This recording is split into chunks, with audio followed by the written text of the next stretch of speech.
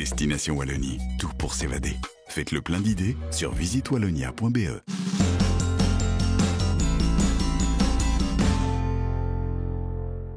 Bonjour à tous, je suis ravie de vous retrouver pour ce nouveau numéro des bons plans de Bienvenue chez vous. Je suis au bord du lac de Bambois à Fos-la-Ville pour vous présenter cette émission, mais je vous emmène tout de suite au bord de la Semois dans un des plus beaux villages de Wallonie. Je vous emmène à Chassepierre. Nous irons ensuite à Ardoisal, un ancien site d'extraction de l'ardoise. Au cœur de la Gaume, on trouve le petit village de Chassepierre, désigné comme l'un des plus beaux de Wallonie. Son origine remonte à sa première maison creusée dans la roche, appelée Casa Pietra, d'où le nom Chassepierre. Bercés par la Semois, les habitants ont toujours vécu au fil de l'eau. Beaucoup de sources d'eau, on a encore 3 abreuvoirs toujours en activité, toujours s'en servir, ainsi que les 2 lavoirs abrités ici dans le village. Donc dans les années 1800, il ne faut pas oublier, on avait jusqu'à 900 habitants ici, rien que dans Chassepierre. Alors qu'actuellement, c'est une centaine. Le village présente une architecture typiquement gaumaise que l'on reconnaît notamment grâce à ses petites ouvertures en haut des habitations. Une autre curiosité du village vient d'une petite source d'eau qui aurait, selon les locaux, de mystérieux pouvoirs. Alors ici, on a la fontaine Sainte-Barbe qui coule entre les racines d'un énorme sapin. Cette fontaine, elle est alimentée par de l'eau qui a une qualité tout à fait originale, qui est connue depuis plus de 2000 ans maintenant. C'est une eau qui guérit certaines maladies de la peau. Chaque été, le village accueille le célèbre Festival des Arts de la Rue qui laisse toute l'année quelques traces de son passage. À quelques minutes en voiture de Chassepierre, on découvre un site plein de charme, la pêcherie du Fourneau Marchand. Pêcherie, restaurant, mais surtout pisciculture. En fait, on travaille 2 sortes de truites. L'arc-en-ciel, que tout le monde connaît avec la bande arc-en-ciel sur le flanc. C'est une truite à la base qui est importée des États-Unis. Mais alors, il y a aussi la fario, qui est une truite tachetée et qui est endémique à la Gaume. Et nous avons le plaisir d'avoir obtenu la pure souche et nous pouvons par ailleurs la servir au restaurant, mais surtout aussi réempoisonner les rivières de la région. On travaille en famille, c'est mon compagnon et son associé qui tiennent la pisciculture, c'est mon frère qui est chef de cuisine, ma fille est en cuisine également et moi je m'occupe de la clientèle. Le site est entièrement alimenté grâce à de l'eau de source. Il est le point de départ de nombreuses balades à travers la Gaume.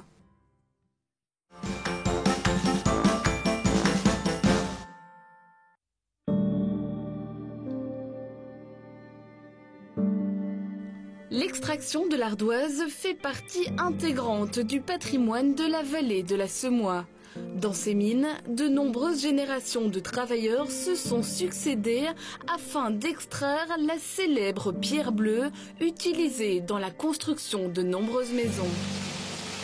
Elle fait partie des pierres de schiste et on n'extrayait que l'ardoise qui était compatible avec la couverture des toits. Donc tout ce qui n'était pas ardoise était considéré comme déchet. Donc on va dire 85% étaient des déchets.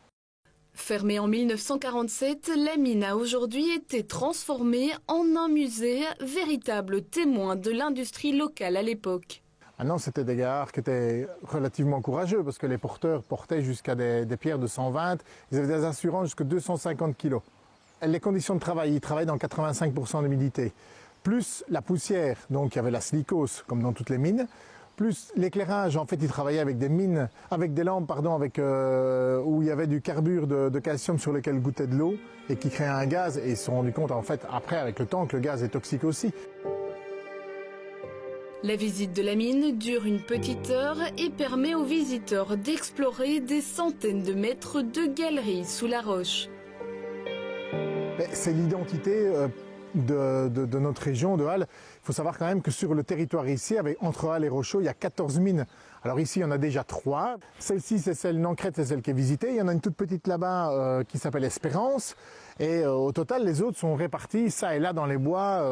Et en fait, c'est un tunnel impressionnant parce que quand on voit le schéma des galeries qu'on a sur la région, ben oui, c'est un véritable gruyère.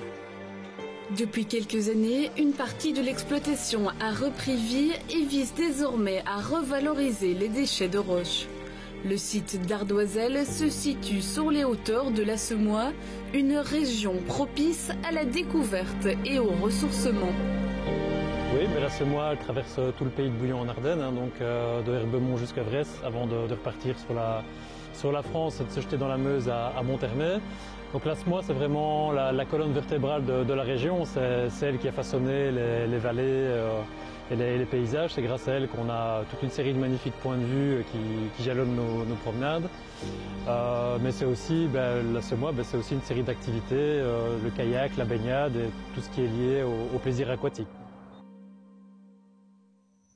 Comme chaque semaine, on retrouve notre monsieur excursion Pierre de Wallonie-Belgique Tourisme. Bonjour. Bonjour. Alors Pierre, vous vouliez nous emmener tout à fait dans le sud de la Belgique, en Gaume. Voilà, la Gaume, c'est la petite Provence de Belgique et qui bénéficie d'un microclimat, d'une nature assez particulière. Et donc, il y a toute une série d'opportunités de balades et de découvertes dans cette région, avec bien sûr tout un foisonnement de petits villages, de fermettes, de forêts surtout, où l'on peut aimer se perdre, par exemple. Alors, on va faire un petit peu de pub pour votre site Visite Wallonia, parce que là, on peut trouver des balades comme ça un peu partout en Wallonie. Voilà, il y a une balade dans Gaume du côté de Montauban qui fait 11 km, qui passe par une vieille forge. Et donc, toutes nos balades sur le site visitewallonia.be proposent des itinéraires adaptés à tous les physiques, toutes les conditions, des moyens, des difficiles, des plus difficiles. Mais surtout, l'intérêt, c'est de faire découvrir un peu d'insolites, des petits villages, des monuments et des sites au hasard de ces promenades qui vont entre 5 et 20 km selon l'endroit où vous vous trouvez. Merci Pierre, on vous retrouve la semaine prochaine. Quant à nous, on va terminer cette émission La tête dans les étoiles. Je vous emmène à l'Eurospace Center de Redu, un parc consacré à la conquête spatiale. L'Eurospace Center de Transine est un véritable centre d'expérimentation. Son objectif est de vulgariser pour le grand public les sciences spatiales au travers de simulations. Il y a beaucoup de nouveautés qui se passent. On parle de SpaceX, on parle de Virgin Galactic. Il y a beaucoup de sociétés qui orbitent et qui sont en train de développer des nouvelles technologies, à la fois pour aller dans l'espace, mais ces nouvelles technologies qui sont développées pour aller dans l'espace, on les utilise aussi dans notre vie quotidienne. Il faut savoir que, par exemple, toutes les technologies spatiales se retrouvent dans notre quotidien. Alors, ce sont des choses qui sont parfois très connues. Je prendrai l'exemple, par exemple, de l'airbag dans votre voiture. Ça vient de la technologie spatiale pour faire atterrir les rovers sur la planète Mars. Mais il y a aussi toute une partie, et pratiquement 80% des technologies spatiales qui sont utilisées en médecine, par exemple. C'est qu'un pacemaker, les premiers pacemakers, ont été faits à base des premiers éléments des fusées et navettes spatiales américaines. Ici, les visiteurs se glissent dans la peau d'un astronaute et testent leurs aptitudes à partir en mission spatiale. Marcher sur la Lune, on peut marcher sur Mars, on peut faire aussi une expérience de chute libre, ainsi que la centrifugeuse, le Space Rotor, et donc ça simule un décollage de fusée. Et puis, cerise sur le gâteau, évidemment, on invite tous nos visiteurs à se rendre sur la planète Mars. Donc en fait ici on se trouve juste devant le Free Fall Slide. Donc comme son nom l'indique, en fait c'est un simulateur de chute libre. Chute libre que l'ISS en fait est constamment en train de faire en orbite autour de la Terre. Donc l'ISS est constamment en chute libre autour de la Terre. Mais aussi en fait donc, les personnes sont tirées ici à 7 mètres de haut. Et une fois qu'elles sont au-dessus, forcément la peur du vide prend le dessus. Et elles peuvent parfois avoir peur de se lâcher. Et cette peur de se lâcher, c'est la même peur que les astronautes peuvent ressentir parfois lors des sorties extravéhiculaires dans l'espace, lorsqu'ils vont par exemple faire des préparations sur des modules ou autres. L'Eurospace Center s'adresse aux familles, aux écoles et propose également plusieurs stages pendant les vacances.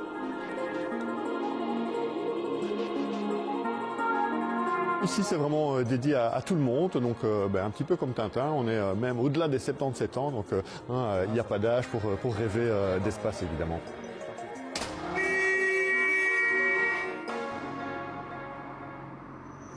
Bienvenue chez vous, se termine ici, mais j'ai encore un dernier bon plan pour la route. Ici, à Fosse-la-Ville, il est possible de louer des vélos électriques à la société Regard pour notamment découvrir le Ravel. Nous, on se retrouve dimanche, ça sera l'occasion de revoir notre escapade à Rochefort. Et puis n'oubliez pas que Bienvenue chez vous, c'est aussi sur Facebook, sur Instagram et sur le site internet de votre média de proximité. À très bientôt, au revoir à tous. Découvrir. Se découvrir. Destination Wallonie. Tout pour s'évader. Faites le plein d'idées sur visitewallonia.be.